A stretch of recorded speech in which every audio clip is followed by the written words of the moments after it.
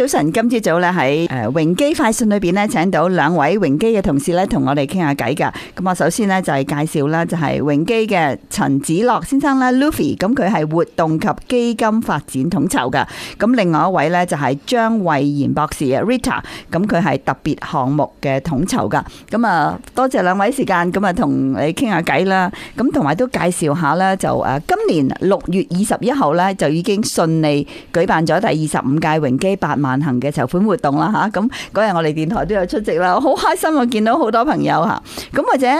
請阿 Luffy 同我哋分享一下當日嘅活動嘅情況，同埋整個嘅籌款嘅結果係點樣啊？好啊 ，thank you Terry， 好，各位聽眾大家好啊。咁6月21號咧，咁我哋就舉行咗我哋第25屆嘅榮基8萬行啦。咁嗰日咧就有超過700名嘅唔同嘅表演團體啦，我哋義工啦、同事啦，咁同埋參與者咧，咁啊去到我哋嘅卡城嘅中華文化中心嗰度嘅。咁雖然嗰日就好可惜啦，落大雨啦，咁令到我哋嘅原本計劃嘅3條路線啦，當中包括一個8公里嘅路線咧就被迫取消。咁但係即係大家都仍然風雨不改嚟到去支持我哋榮基。咁所以咧，我哋亦都係繼續風雨不改喺文化中心裏面咧提供唔同嘅活動啦、表演啦。咁當中包括就有啲唱歌啊，有一啲嘅我哋有啲 dog show， 有啲跳舞咁樣，希望都大家有嚟嘅朋友都玩得開心。咁另外今年亦都有新加咗就係我哋嘅Kids Zone啦，咁就希望一個空間咧，唔同嘅年輕嘅家庭啦、小朋友啦，都可以嚟到即係聚首一堂，咁可以玩下有啲包括係面部繪彩啊，同埋有一啲嘅藝術工作坊。咁另外咧，我哋都好開心咧，今次咧就有機會就同唔同嘅Chinatown 我哋嘅卡城華埠嘅唔同機構合作，咁有啲一啲活動咧，都係喺我哋文化中心裏面咧就共同去進行。咁另外就係同一日裏面咧，就除咗我哋榮基8萬行，另外亦都有其他嘅市集啊，唔同嘅宣傳活動啊，咁我哋都好開心咧，可以令到大家可以即係除咗嚟榮基8萬行之外咧，亦都可以留喺我哋嘅華埠裏面咧，就繼續去享受嗰一日嘅時光咁樣嘅。咁所以我哋都非常開心去提供呢個活動俾大家。咁所以講翻即係喺籌款方面啦，我哋今年亦都好開心啦。今年咧，我哋總共咧係籌得35萬嘅，咁截止時間咧係今年嘅7月31號，咁所以大家咧如果有興趣繼續去募捐、繼續去捐款支持嘅話咧，咁就請記得去到我哋嘅walkforwinky.org 嗰度去支持我哋啦。係，我知好多朋友咧，即係雖然嗰日咧就即係去唔到嚇，但係一樣喺網上邊支持，係啦嚇，未截止㗎，7月31號繼續上網係支持榮基，好嗎 ？OK， 好多謝你嚇。咁其實喺過去咁多個嘅籌款嘅項目裏邊咧，都係即係有啲就唔同嘅形式啦，或者可唔可以再同我哋講下整體個籌款嘅情況係點樣嘅咧？好，咁啊，今年呢，我哋就好高興得到各界嘅支持啦。咁頭先所講啦，除咗我哋榮基8萬行，其實今年有超過27個贊助商，咁亦都提嘅其中最大嗰個就係我哋嘅 TD Bank 啦，咁啊鼎力支持我哋活動啦。咁另外咧，其實我哋喺2月份嘅時候咧，亦都有一個家庭嘅拍照活動，咁亦都提供一個好特別嘅機會咧，俾我哋嘅院友啦，同佢屋企人咧聚首一堂。咁其中一個好特別嘅一個好深刻嘅印象咧，就係有一個啱啱出世嘅小朋友就嚟探佢嘅第4代、第5代嘅太嫲，即係5代同堂，一齊影相，冇錯。哇，太嫲係啦，咁亦都有啲我哋家屬都反映翻從來冇見過佢自己嘅婆婆啊或者嫲嫲用一啲咁嘅姿勢去影相啦，有啲唔同嘅 pose 啦，咁我哋都好開心呢個機會。咁當中亦都有啲籌款啦。咁另外就5月份嘅時候，我哋亦都進行咗我哋20週年嘅我哋嘅社區匯報啦。咁再加我哋嘅榮基村嘅第1期大樓嘅封頂儀式。咁當日咧，亦都邀請咗社區嘅政界啊、商界啊同埋社區人士嚟支持啦，去見證我哋呢個封頂嘅一個重要里程碑。咁另外晚宴上面咧，亦都好開心啦！大家我哋有個聚首一堂，可以一齊食飯啊，一齊去回顧翻榮基過去20週年，由2005年開始去到今年2025年啦。咁我哋過去20週年嘅心路歷程啊，我哋一來嘅成長。咁當亦都好開心地宣佈咧，咁其實我哋好榮幸得到 Calgary Foundation 嘅支持，咁啊提供咗100萬嘅一個贊助俾我哋榮基村嘅發展咁樣嘅，咁所以咧去到依家截至為止今日為止咧，咁我哋亦都好開心，咁我哋其實個籌款額咧已經超過嗰100萬㗎啦。哇！真係非常之好喎，因為咧你哋成個榮基村咁大嘅 project 裏邊咧，即係而家逐步咧就係一路咁起落去。咁跟住落嚟嘅時候咧，我就想同阿 Rita 咧就係張慧婷博士咧就係傾下。我知道榮基村分開幾期嘅。咁榮基村嘅第一期嘅大樓咧，就係 Highland Park 嘅新院舍。咁或者咧，或者啊張博士同我哋介紹下，究竟可以點樣申請啊？就多啲呢一方面嘅資料啊！好多謝 Terry，各位觀眾各位聽眾大家好。咁其實咧，關於 Highland Park 咧嗰個院舍嘅申請咧，其實不如我以我哋榮基轄下咧各個護理中心一併講好嗎？好啊。因為其實咧個申請嘅手續都係一樣㗎。咁因為我哋榮基轄下咧，我哋包括有榮基護理中心，有長期護理同日間長者日間護理服務啦。而我哋嘅翠景中心亦都提供長期護理同輔助護理服務。Highland Park 咧，Highland Park 咧，我哋嚟緊亦都係會提供長期護理服務嘅。咁而所有以上述講嘅服務咧，全部咧嘅申請手續咧，其實咧只需要有需要嘅人士咧打我哋 AHS 咧有一個嘅叫做811Health Link 嘅專線咧就可以辦到申請嘅。因為咧抱歉咧，因為呢個服務咧全部都係由 AHS 咧統籌嘅，所以咧申請咧榮基就唔能夠直接去接受申請嘅。係好好，我呢個好清楚，因為好多人咧即係誤會以為你打去榮基申請啦，就唔係嘅，你打去811，就話俾佢聽，我係需要即係長期服務嘅，咁睇下佢有啲咩 referral 咁樣。係啦，咁我都可以再詳細介紹多少少咧，究竟咧打呢一個專線嘅時候咧，其實會經歷有啲咩嘅步驟嘅喎。咁其實咧，申請人咧，只要咧佢自己本人又打得，佢嘅屋企人或者甚至朋友都可以幫佢打呢個電話嘅喎，打呢個 AHS 811嘅專線。咁佢可以咧打呢個專線嘅時候咧，讓對方知道咧，如果佢可能只係能夠講即係中文，係啦。不論係廣東話定係普通話，佢都可以讓專線嘅職員知道，咁佢哋可以幫佢安排一啲翻譯嘅服務嘅。OK， 係啦。咁而呢，當佢打咗去呢個電話，話俾對方聽佢想申請，譬如一啲長者嘅服務嘅時候呢，AHS 咧會安排呢，稍後佢會安排一個嘅經理，係啦，我哋叫一啲嘅護理嘅經理，佢會打電話呢同聯絡人聯絡接觸，咁按佢嘅需要，會有一啲基本嘅資料會收集啦，譬如佢個居住嘅地址啊、姓名啊、電話啊、醫療卡號碼啊，甚至乎咧，譬如家庭醫生嘅資料，初步了解咧佢究竟想申請邊一類型嘅服務，呢個護理嘅經理就會去幫佢做一啲嘅評估。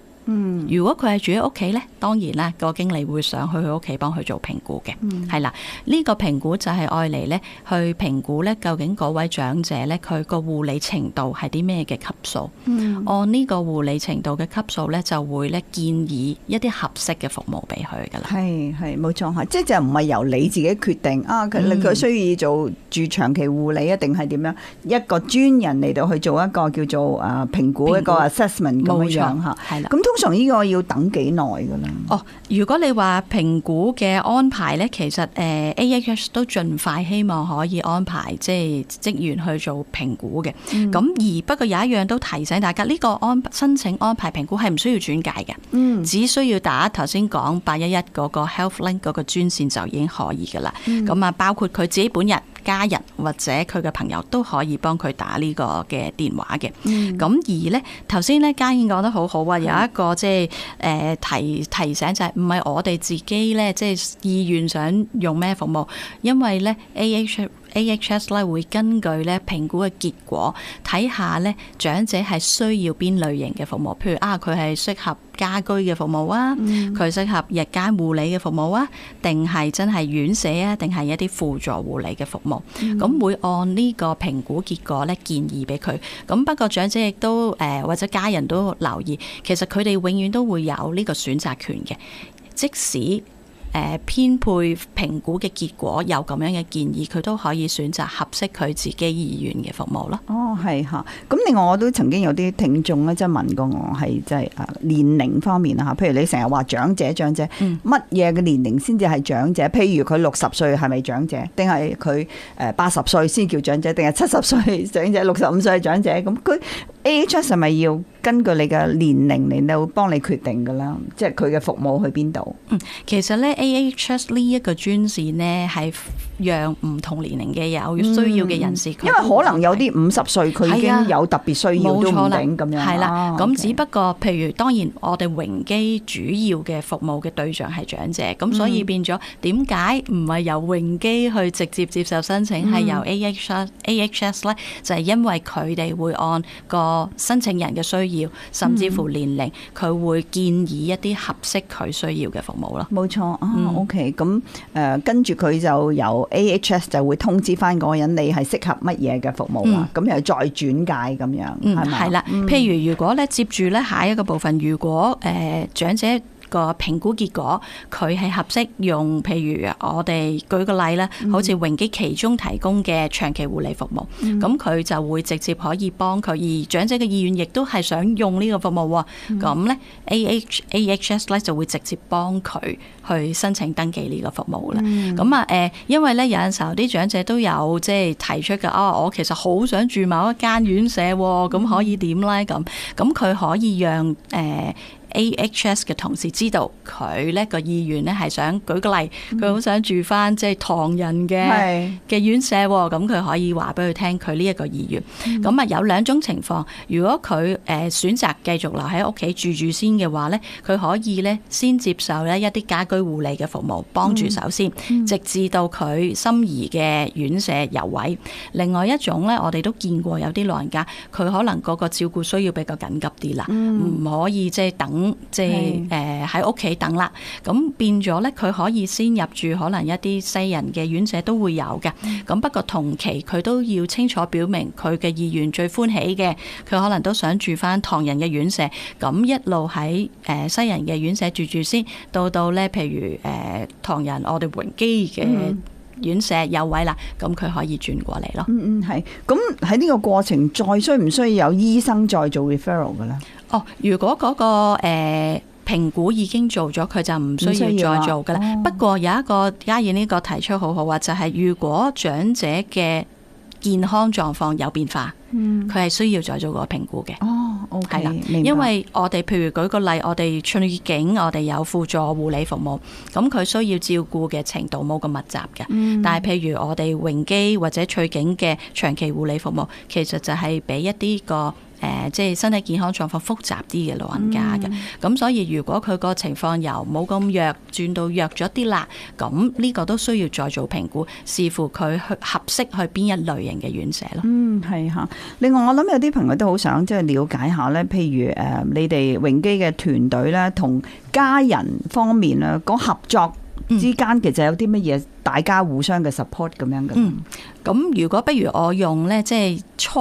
入住嗰個做一個例子，即係去介紹啊。我哋榮基咧非常重視屋企人嘅參與嘅，因為我哋相信咧，即係老人家就算入咗院舍住都好，佢都仍然好渴望同屋企人保持一個好密切嘅關係。而我哋亦都相信咧，淨係我哋即係當然我哋有專業嘅護理團隊，不過咧，譬如對長者最終最仔細嘅認識，佢日常生活習慣係點，佢嗜好係點，脾性係點，呢啲咧一定係屋企人係最掌握嘅。咁所以我哋咧就榮基有一個即係信念，我哋咧就覺得要同屋企人一齊合作嘅，係啦。咁啊，好似一個團隊。我哋同埋屋企人一齊一個團隊咁樣去合作去照顧長者，所以咧喺我哋嘅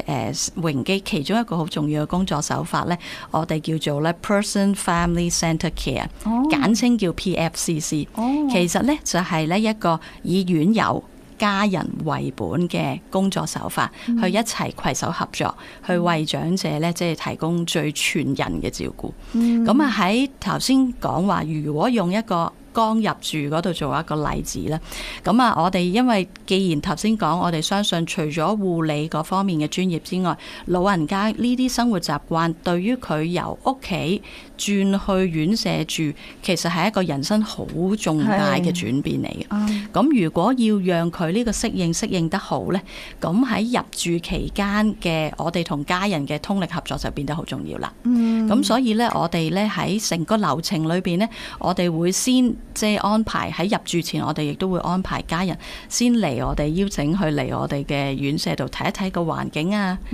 佢個感覺覺得點樣樣啊，佢間房又係點啊，讓佢亦都知道我哋院舍裏邊呢嘅流程。每一日照顧長者嘅流程係啦，除咗個硬件個環境嘅觀察之外，咁我哋亦都除咗呢個實地去睇個院舍嘅環境之外，我哋亦都會同咧屋企人會面啦。入住之前我哋已經會面噶啦。咁除咗介紹我哋機構嘅背景啊，我哋嘅資料啊，或者日常運作嘅流程之外咧，其實我哋都想藉呢個機會咧，可以從屋企人方面知道。頭先講長者呢啲生活習慣啊，長者嘅背景啊，佢嘅經歷，有陣時候佢可能都有一啲人生好重大嘅經歷㗎。係啊，咁啊，因為正如頭先我哋所講，我哋相信唔係淨係單純入嚟院舍，淨係我哋護理團隊照顧，我哋心理嘅健康呢，長者心理健康係我哋都好重視嘅一環。如果冇呢啲資訊，我哋又點會知道呢個伯伯原來佢以前呢係行船嘅，遊歷好多地方嘅，咁我哋平時啲同事同佢傾偈啊，呢啲我哋就會知道點樣樣去同佢傾，或者點樣樣打開啲合適佢興趣嘅話題，呢啲就好重要。咁所以喺呢個過程裏邊呢，我哋就會認識多少少，透過屋企人，我哋知道呢老人家嘅背景，亦都呢知道啲生活習慣，點樣樣讓佢適應得好啲啊！有冇佢一啲生活習慣，我哋同事可以知道、了解，令到佢個適應更加無縫適應。我哋話冇錯冇錯，係啦。咁所以喺呢個過程裏邊，我哋會了解佢嘅背景。不過呢，醫療嗰方面當然亦都唔少得嘅，係啦。醫療嘅評估係我哋入住嘅其中重要嘅一環。咁我哋喺長者入住當日呢，我哋嘅護士啊、職業治療師啊、營養師啊、唔同嘅同事呢，都會呢即係幫個長者詳細做一次嘅評估，了解啲安排安頓好晒，譬如啲藥啊要安排，咁希望咧讓佢慢慢快啲去適應咯。咁屋企人都有啲嘢可以做，可以令個老人家適應得好啲㗎噃。係，例如啦，係啦。咁譬如咧，我哋都相信，當然喺屋企人佢關於呢啲生活習慣，佢提供嘅資訊其實真係好重要。有陣時候咧，好似頭先講話，第一次見面。一次過講唔晒咁多，係分開，冇錯啦。咁好多時我哋都鼓勵，譬如頭一個禮拜嘅適應都好關鍵。咁如果屋企人喺頭一個禮拜嘅時候咧，佢多啲嚟，讓個老人家安心。因為有時我哋都會遇到㗎，老人家話我個女邊個仲冇嚟啊？咁係啦，咁或者成日望住個 lift 口。咁有時候咧，佢亦都因為喺啱啱搬去一個新環境，其實真係好陌生㗎。咁所以變咗屋企人喺頭一個星期裏邊嘅支援，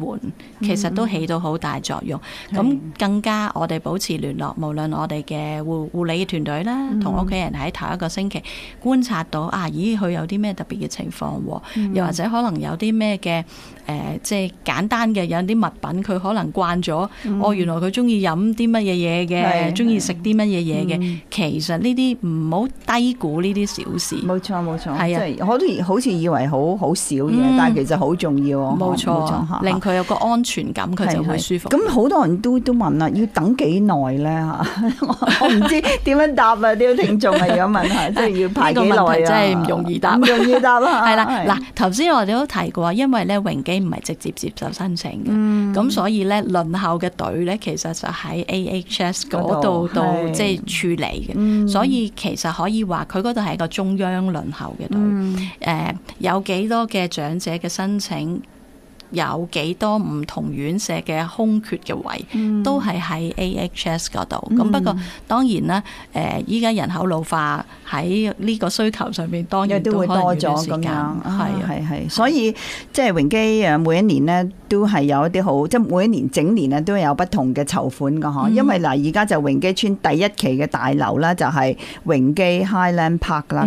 咁應該繼續就會有第二期、第三期咁樣係嘛？咁或者呢個時候啊 Luffy 都係同我哋講下咧，喺隨住新嘅大樓嘅發展咧，你對於人手嘅需求咧，相信一定咧係會增加。咁喺招聘方面有啲咩計劃咧？咁啊，我哋嚟緊呢，我哋 Highland Park 開張之後咧，我哋嚟緊可能會係2026年嘅大概第3季開張啦。咁2026年嘅第3季秋天咁樣，秋季開張啦。秋季。咁所以即係入住啦。咁所以咧，我哋都需要除咗頭先啊 Rita 所講，我哋有唔同嘅營養師啦，有唔同嘅我哋護理部嘅同事之外咧，咁其實大家都唔好忘記，其實背後仍然有唔同嘅，例如行政嘅同事啦，我哋膳食嘅同事啦，另外我哋維修部啊，或者係各類喺設施部嘅同事，咁其實我哋都係有大量嘅需求，咁所以我哋嚟緊呢，其實都我哋機構都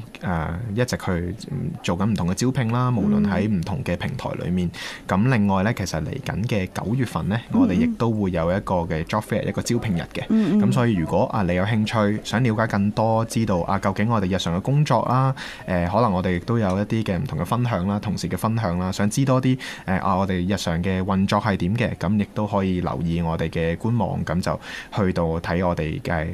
或者係睇報紙啦，咁就留意我哋嘅招聘日嘅詳細，咁就會更加清楚明白我哋需要嘅人手啦，同埋因為其實我哋依家招聘咗之後，仍然會做唔同嘅培訓，因為啱啱 Rita 都所講，我哋唔單止係需要一個有相關知識嘅人，亦都需要一個去讓我哋嘅長者啦，可以去得到合適嘅照顧，同埋即係所謂我哋叫做貼合文化嘅一個照顧方式。咁所以亦都事前有好多唔同嘅培訓咁樣，咁所以係啦。咁大家如果有興趣嘅話，咁就留意我哋官網，同埋留意9月份嘅招聘日。其實真係頭先我哋咪後咧，我同阿 Rita 都有傾過，係其實而家做 First Aid 呢一個行業個需求好大嗬，因為隨住人口嘅老化，啲人越嚟越長壽咯，咁所以即係如果大家有興趣係即係做呢個行業嘅，都留意多啲。其實我覺得能夠其實榮基係都需要好多能夠操雙語嘅醫務人員，係咪啊？冇錯，需唔需要？需要啊，